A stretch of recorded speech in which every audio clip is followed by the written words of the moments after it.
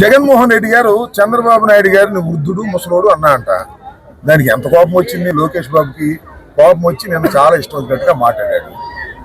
పాపం భువనేశ్వర్ గారు కూడా ఇవాళ ఏమన్నారు, ఆయన పెద్దవాడు అయిపోయాడు, ఇక రెస్ట్ తీసుకుంటాడు, నేను పోటీ చేస్తాను అన్నారు. అది వాళ్ళ పార్టీ వ్యవహారం, వాళ్ళ కుటుంబ వ్యవహారం.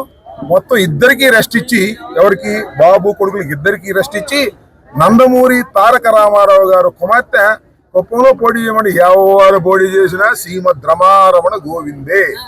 కుప్పంలో ఓడిపోవటం ఖాయం.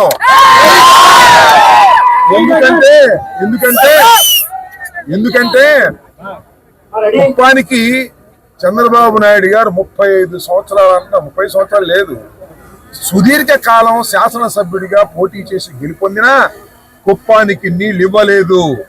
జగన్మోహన్ రెడ్డి గారి ప్రభుత్వంలో త్వరలో నీళ్ళు ఇవ్వబోతున్నాం కుప్పానికి.